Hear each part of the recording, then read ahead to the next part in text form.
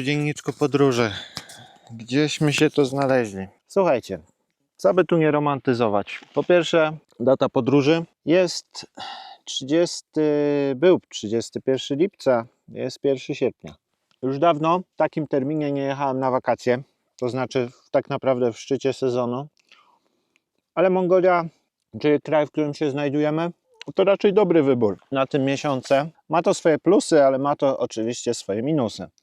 Minusy są na pewno takie, że jest więcej turystów, więc lokalsi są bardziej zachęceni, żeby tych turystów, no tam, wiadomo, pieniążki. Jeśli chodzi o pogodę, to jest ciepło.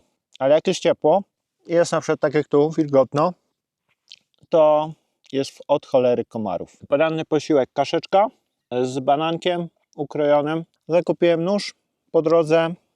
Boję się trochę, że w Chinach mogą mi go zabrać. Co prawda jest krótki, jest takiej wielkości ostrze, więc... Ale zobaczymy, bo w Chinach wczoraj wykosili mnie trochę na hajs. Straciłem, jadąc tylko 150 km, ponad $10. To daje jakieś 50 zł. W tym zawierał się transport 130 km. Posiłek kosztował około $5, czyli 20 zł. Wczoraj przyjechali do mnie chłopacy na motorze, próbowali odgonić te komary, zostawili mi zapałki. Dzieciaki się nudzą, widać, że szukają kontaktu, czy widać, szukają zajęć. I to jest fajne. Plan na dziś to jest trochę postopować. Dzisiaj już taki dzień stopowania. Liczyłbym na około 300 km, tak realnie. Biorąc pod uwagę też jakość tutejszych dróg, które na tą chwilę są dobre, ale one z czasem się osłabią. Ale myślę, że jeśli chodzi o te połączenia między głównymi miastami, będzie ok. Znaczy będzie ok do pewnego momentu, a później znowu będzie pewnie shooter. Nieważne. Ale tu rośnie nie tak. Bardzo dużo żab, bardzo dużo komarów i bardzo dużo ptaków. Wieczorem ptaki oczywiście łapią wszystko, co lata, a jest tu naprawdę co łapać. Pierwszy dzień kampowania, nie romantyzując. Zawiedziony jestem, jeszcze wczoraj przeszedłem się po mieście. Nie miałem praktycznie żadnej interakcji z lokalsami, a jakieś tam takie skinienie głową, dzień dobry. Znaczy tak po prostu turysta się pojawił, no okej, nie, chodzi sobie. Aparatem robiłem zdjęcia, dzieciaki się trochę tam stresowały. Ładne słoneczko właśnie wychodzi. Godzina 7, znaczy w sumie to już chyba może nawet 8. O 6 jest wschód, o 22 zachodzi słoneczko, więc czasu na podróż jest dość dużo. Tam powiedziałem nawet bardzo dużo. Taki tryb 16-8. 16 godzin w trasie, 8 godzin na odpoczynek. Z czego wiadomo, że godzinę na rozwinięcie obozu, godzinę na zwinięcie. Czuję, że będzie grubo. Do zobaczenia z trasy. Wasze zdrowie.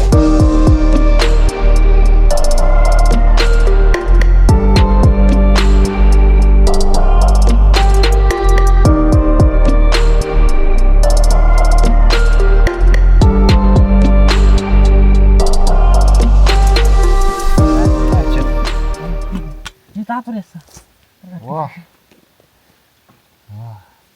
Nah, itu ya. Czekaj.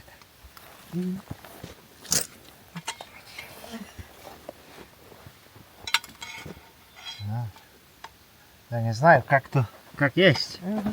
Tu nie ma mięsa nie to.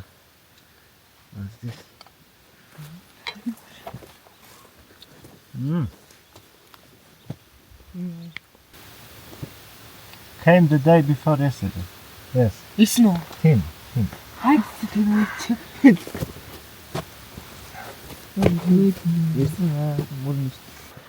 Nie powiem, bardzo ciężko jest to zjeść ogólnie, więc podziękowałem. Skóra i kości, no trzeba się będzie przyzwyczaić.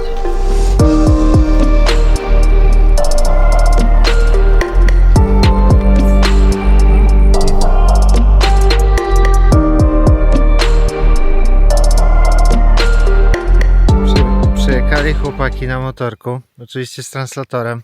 No i kurczę, poczęstowali mnie mięsem, ale takie mięso, że praktycznie same kości i wiecie, nóż do tego, ale to takie tłuste, nie? No wiadomo, że to dobre na pewnie podbudowanie swojej fauny i flory, ale mimo wszystko było to bardzo ciężkie do zjedzenia. Bardzo ciężkie do zjedzenia, więc musiałem odpuścić. Skosztowałem dobre mięso ogólnie, takie wiecie, gotowane dobre mięso, ale ciężko się to jadło.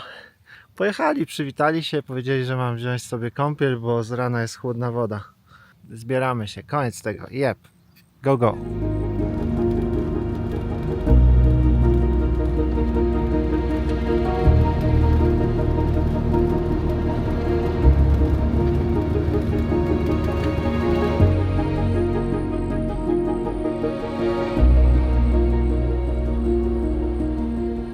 Cena za benzynkę 2500 ichniejszych, czyli to będzie jakieś poniżej $1. Prawie połowa dolara. $1 3,400. No dobra, no to jak widzicie tutaj mamy kolejne miejscowości, o których będziemy zmierzać. Oginur, 100. No i później Watson. Ciężko to się czyta, powiem wam. No 100 km przed siebie, 227 chyba jest do tego. Ale nie jestem pewny tej miejscowości, wydaje mi się, że tam to było Cecerk. Gdzie chcę się udać? No ogólnie kierunek zachodni. O, rozpadało się, trzeba uciekać.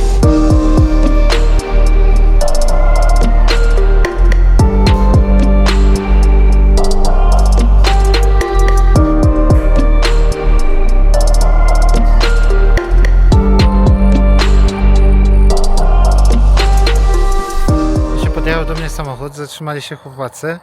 Dostałem mentosy na drogę. Nie no, coś takiego w Chinach się po prostu nie wydarzyło, nigdy. Po prostu taka drobnostka, nie?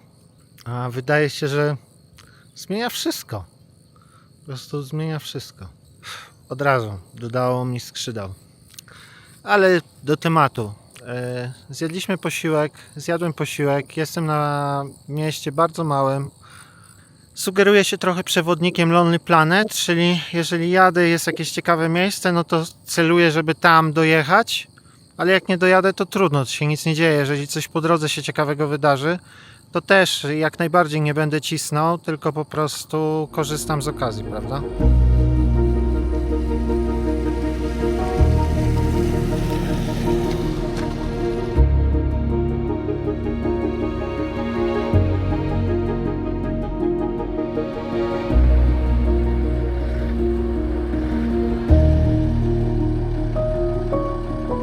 Zabrali mnie miła rodzina. Pani mówi po angielsku, więc się dogadaliśmy. Ale są problemy z tym dogadywaniem. Właśnie jedzą sobie posiłek. Jako że ja jestem już totalnie pełny, odmówiłem. Zjadłem trochę mięsa, takiego bardzo tłustego. Ciężko się to trawi i w sumie nie jestem za bardzo zwolennikiem takiego jedzonka. Tutaj chłopaki naprawiają swoje samochody, coś kombinują. Ze spokojem spoglądam w przyszłość. Toalety w Mongolii wyglądają właśnie tak. Taki trochę betonowa jurta mała. Tak wyglądają toaletki w Mongolii. Oczywiście dziura, brak wody, warunki sanitarne średnie, ale...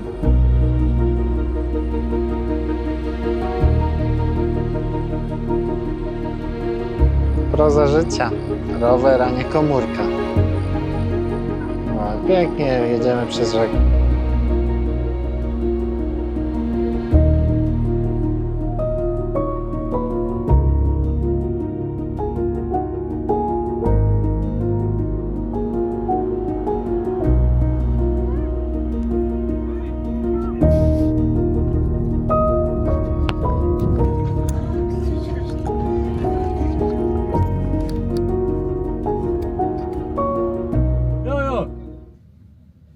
Mitten ist da.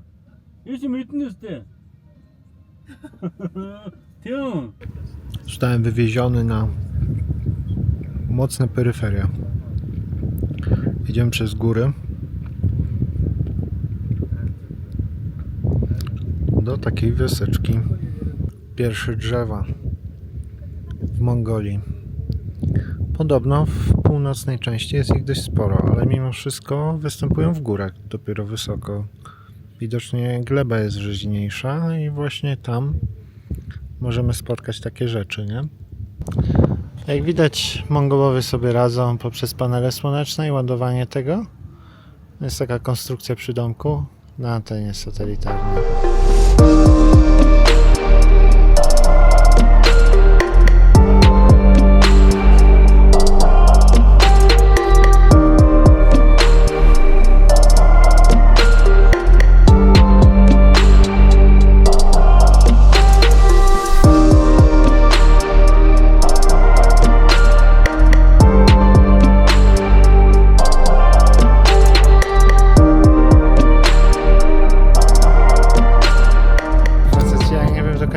chodzi jakby, więc nie chcę im tu zaburzać flow, ale...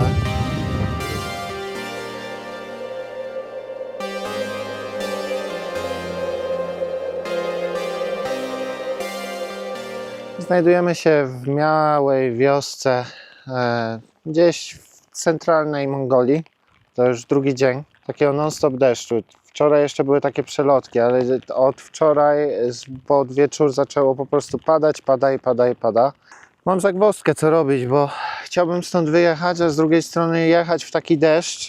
No ja się nie mam ubrań przeciwdeszczowych, trochę zaniedbałem temat deszczu w Mongolii. Stwierdziłem, że okej, będą jakieś przejściówki, no to nie będzie problemu, a większość terenu będzie i tak raczej pustynnego, takiego cięższego. A tu się okazuje, że proszę, deszcze.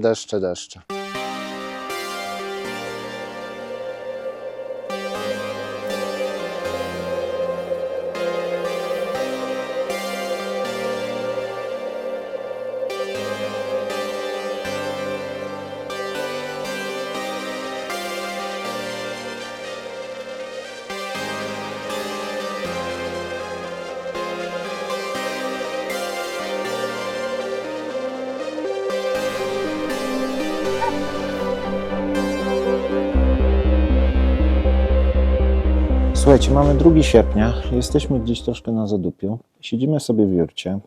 Spotkałem bardzo miłą panią, która mówi po angielsku, dzięki czemu komunikacja przebiegła w miarę sprawnie i byłem w stanie się dogadać i po prostu oni byli też w stanie mnie zrozumieć i zaprosić do siebie. Jest, jak widzicie, to ciekawe doświadczenie. Teraz pani poszła po skarpetki do swojego urwisa, tu jest nasz urwis. Ni nirchenba. Ti nirchenba. Ti nirchenba. Nie rozumiem, widzicie, tak dobrze mówię po angielsku. Geren. Bi Patryk Geren. Ni. Pogoda powoli, wydaje mi się, że się klaryfikuje, ale mam wrażenie, że cały czas będzie padać. Idę na całość i będę po prostu mokry chodził. Tak jest, tak, dobrze. Nie rozumiem mody. A tak się staram, no. A tak się staram, żeby zapytać o imię. Jak się cieszy młody, jak z gwizdka wali. Wszyscy się na niego patrzą. No i teraz zostałem sam z młodym. Nie no, fajne, piękne życie, takie proste i ogólnie no sympatyczne. Młody 2,5 lata, córka 10. Tu mówicie o jurcie. Jurta klasyczna, taka drewniana, z boku domek postawiony.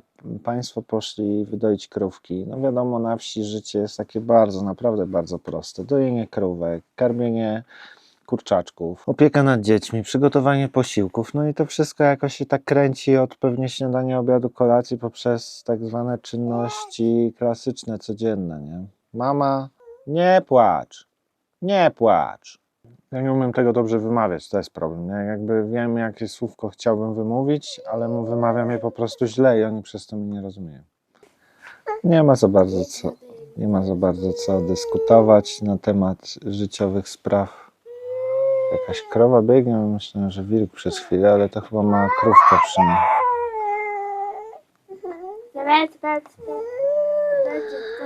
Ale jestem zmęczony. Dorwałem jeszcze powoli, tak jakby żołądkowe problemy się zaczynają. Nie wiem, czy po wczorajszym żarciu, czy w ogóle jakoś fauna i flora mi zaszkodziła.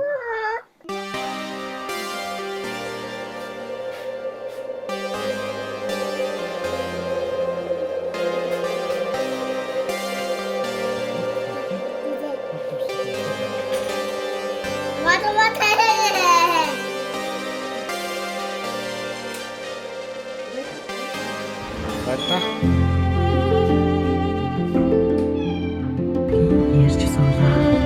Хааштай залуугаа гэртээ нууцаар биш хаал гадаадад очиж ажиллах шийдвэр гаргаж ирсэн. Буруу биш байсан. No, w Mongolii odpadły nam tablice rejestracyjne podczas przejazdu przez rzekę. Jajca. Myślałem, że silnik się zalał, ale widocznie jest ten. Gościu teraz szuka w rzece tych tablic, nie? Przejebane ogólnie. Ja pierdolę, powiem tak. Masakra, a to mogło porwać, już popłynąć, nie? Kurde.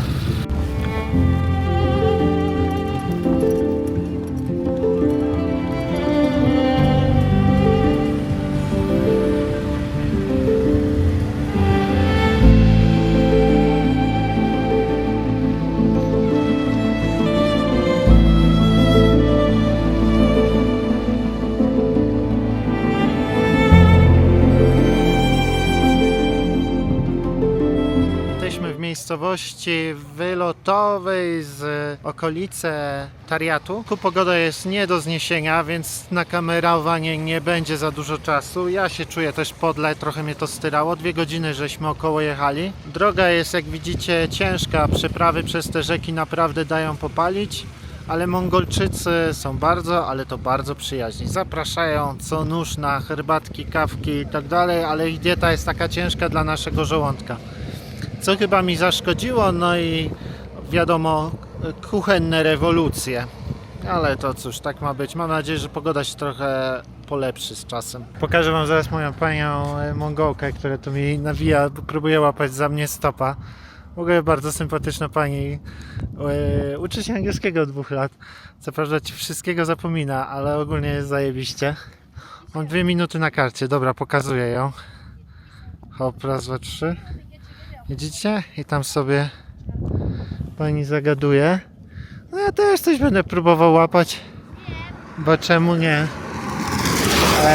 Nie ma problemu, to tak naprawdę mnie trochę wyrąbane mam w to. No, a widocznie tego. Piękna szata, ozdobna. Może poproszę ją, żeby coś po mongolsku powiedziała.